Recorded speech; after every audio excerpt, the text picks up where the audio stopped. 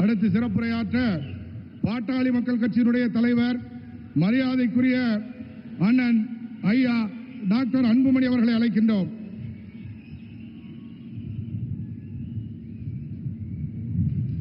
இந்தியாவை வல்லரசு நாடாக உயர்த்தி கொண்டிருக்கின்ற பாரத பிரதமர் மரியாதைக்குரிய திரு நரேந்திர மோடிஜி அவர்களே, இன்னும் 2 மாதத்தில் தமிழ்நாட்டின் முதலமைச்சராக பொறுப்பேற்றிருக்கின்ற நம் கூட்டணியின் தலைவர் முன்னாள் முதலமைச்சர் மரியாதைக்குரிய திரு எடப்பாடி பழனிசாமி அவர்களே, மேடையில் இருக்கின்ற அனைத்து கூட்டணி கட்சி தலைவர்களை வணங்கி இன்னும் 2 மாதத்தில் நாங்கள் எல்லோரும் ஒன்று சேர்ந்து தமிழ்நாட்டில் ஆட்சி மாற்றத்தை கொண்டு வருவோம் என்று வீர முழக்கத்துடன் வருகை தந்திருக்கின்ற லட்சோப லட்ச நம் கூட்டணி கட்சியின் நிர்வாகிகளே, தொண்டர்களே, ஊடக நண்பர்களே, உங்கள் அனைவருக்கும் என்னுடைய பணிவான வணக்கங்கள்.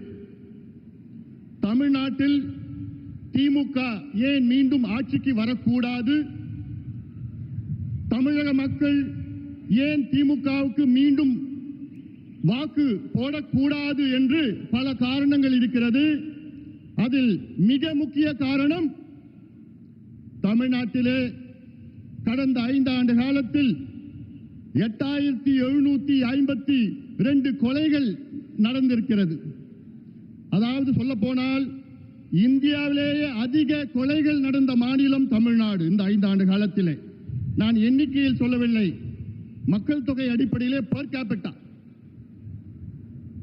அதில் 1977 கொலைகள் பெண்களை கொலை செய்திருக்கின்றார்கள். அதில் 361 குழந்தைகளை கொலை செய்திருக்கிறார்கள். அதில் 38 பெண் குழந்தைகளை கொடூரமான முறையிலே பாலியல் வன்கொடுமை செய்து கொலை செய்திருக்கின்றார்கள். எப்படிப்பட்ட தமிழகம் என்று, எந்த நிலைக்கு இருக்கிறது என்று தமிழக மக்கள் எண்ணி பார்க்க வேண்டும்.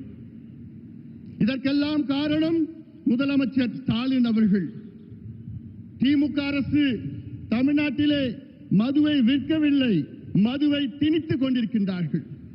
இந்தியாவிலேயே அதிக மது விற்கின்ற மாநிலம் தமிழ்நாடு, பெர் கேபிட்டா கன்சம்ப்ஷன். இந்தியாவிலேயே மதுவால் அதிக சாலை விபத்துக்கள் நடக்கின்ற மாநிலம் தமிழ்நாடு. இந்தியாவிலேயே அதிக மக்களுக்கு மதுவால் கல்லீரல் பிரச்சனை, liver problem, cirrhosis of liver, fatty liver இருக்கின்ற மாநிலம் தமிழ்நாடு. அதை பற்றி எந்த கவலை, எந்த அக்கறை இல்லாத ஒரு முதலமைச்சர் ஸ்டாலின் அவர்கள். கடந்த 5 ஆண்டு காலத்தில் இந்தியாவிலே பெண்களுக்கு எதிரான குற்றங்கள் 44,000 குற்றங்கள். அதில் 2200 குற்றங்கள் பாலியல் வன்கொடுமை குற்றங்கள். நினைத்து பாருங்கள்.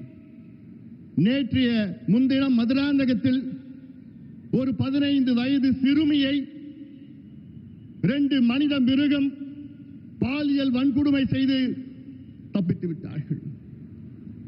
4 வாரத்திற்கு முன்பு கிருஷ்ணகிரி மாவட்டத்தில் 2.5 வயது 2.5 year old child, 2.5 வயது குழந்தையை ஒரு மிருகம், அவன் திமுகவின் இளைஞர் சங்க பொறுப்பாளர் என்று சொல்கிறார்கள், பாலியல் வன்கொடுமை செய்து கொலை செய்திருக்கின்றார்.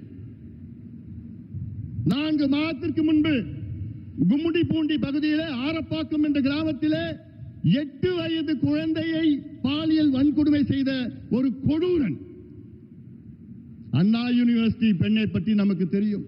யார் அந்த சார் இன்னும் கண்டுபிடிக்கல. கோவை விமான நிலையத்திலே ஒரு பெண்ணை 3 கொடூரன் பாலியல் வன்கொடுமை செய்கின்ற மாநிலம் தமிழ்நாடு. வெட்கக்கேடு. அதெல்லாம் தமிழ்நாடு வெட்கக்கேடு. அதற்காகத்தான் நான் சொல்கின்றேன்.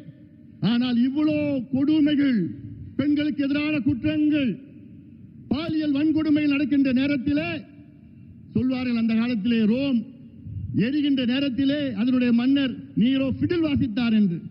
அதைத்தான் இன்று ஸ்டாலின் அவர்கள் செய்து கொண்டிருக்கின்றார்கள். இவ்வளவு பிரச்சனைகள் மத்தியிலே முதலமைச்சர் ஸ்டாலின் அவர்கள் அன்றாடம் ஒவ்வொரு விளம்பர சினிமாவில் நடித்துக் கொண்டிருக்கின்றார்கள். அன்றாடம் பார்த்திருக்கிறோம். விளம்பர காட்சிகளில் நடத்தி கொண்டிருக்கின்றார், அவ்வளவுதான்.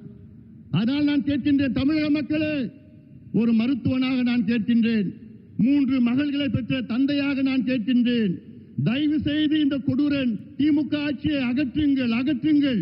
நான் தமிழ்நாட்டில் உள்ள அனைத்து பெண்களை கேட்கின்றேன், அனைத்து பெற்றோர்களை கேட்கின்றேன், அனைத்து மக்களை கேட்கின்றேன். போதும், இவர்கள் ஆண்டது போதும். நாசப்படுத்திக் கொண்டிருக்கின்றார்கள். ஒரு பக்கம் மது, மறுபக்கம் போதைப் பொருட்கள், ட்ரக்ஸ், நார்கோட்டிக்ஸ். கடந்த 5 ஆண்டு காலத்தில் மட்டும் தமிழ்நாட்டில் 22 லட்சம் கிலோ கஞ்சா வணிகம் செய்யப்பட்டிருக்கிறது. 22 லட்சம் கிலோ. அது மட்டுமல்ல, கஞ்சாவை போன்ற இன்னும் கொடூரமான மோசமான போதைப் பொருட்கள், காக்கெயின், ஹெரோயின், அபின், எல்எஸ்டி, மித்தைலாம்ஃபெட்டமைன், ஃபென்டனைல் போன்ற மேற்கத்திய நாடில் விற்கின்ற அத்துணை போதைப் பொருட்களும் தமிழ்நாட்டில் நகரங்கள் மட்டுமல்ல கிராமத்திலே விட்டுக் கொண்டிருக்கின்றார்கள். வெட்கக்கேடியாகலாம். இவர்கள் மீண்டும் ஆட்சிக்கு வந்தால் தமிழ்நாடு முடிந்துவிடும். இந்த தலைமுறை இருக்காது. அந்த ஆதங்கத்தில் தான் நான் சொல்கின்றேன், தமிழக மக்களே, ஒரு ஆட்சி மாற்றத்தை கொண்டு வாருங்கள். ஒரு பக்கம் கொலைகள், மற்றொரு பக்கம் தற்கொலைகள். தமிழ்நாட்டில் 5 ஆண்டு காலத்தில் விவசாய பெருமக்கள் நமக்கு சோறு போடுகின்ற கடவுள் 3280 விவசாயிகள் தற்கொலை செய்திருக்கின்றார்கள். மன்னிக்க கூடாது, மன்னிக்க மாட்டார்கள் விவசாயிகள். தமிழ்நாட்டில் அனைத்து விவசாய பெருமக்களே, உங்கள் பாதங்களை தொட்டு நான் கேட்கின்றேன், நீங்கள் திமுகவை அகற்றுங்கள், விரட்டி அடியுங்கள். அத்தனை விவசாய பெருமக்களும் நீங்கள் முடிவு செய்யுங்கள். நாங்கள் உங்களுக்கு நல்லது செய்வோம். மத்தியிலே நம் ஆட்சி, மாநிலத்திலே நம் ஆட்சி. நம் கூட்டணிக்கு வாக்களியுங்கள். நம்முடைய முதலமைச்சர், வருகால முதலமைச்சர் எடப்பாடி பழனிசாமி அவர்களை தமிழ்நாட்டின் முதலமைச்சராக, ஒரு விவசாயியை முதலமைச்சராக கொண்டு வாருங்கள், வாருங்கள் என்று உங்களை பணியோடு பாசத்தோடு கேட்டுக்கொள்கின்றேன். மண்ணை கொள்ளடிச்சாங்க, மலையை கொள்ளடிச்சாங்க, மரத்தை கொள்ளடிச்சாங்க, திருச்சியில கிட்னியையும் கொள்ளடிச்சிட்டு இருக்கிறாங்க. இந்த திமுகவை நீங்க மன்னிக்க கூடாது. தமிழக மக்களே, தயவு செய்து நான் கேட்கின்றேன், இந்த கொடூரமான மக்களுக்கு எதிரான, பெண்களுக்கு எதிரான, குழந்தைகளுக்கு எதிரான இந்த மோசமான கஞ்சா ஆட்சி, சாராய ஆட்சி, ஊழல் ஆட்சி, திமுக ஆட்சியை அகற்றுங்கள், அகற்றுங்கள், அகற்றுங்கள். எங்கள் கூட்டணிக்கு வெற்றியை கொடுங்கள், வாய்ப்பை கொடுங்கள் என்று உங்களை பணியோடு பாசத்தோடு கேட்டுக்கொண்டு நன்றியோடு அமர்கின்றேன். வணக்கம்.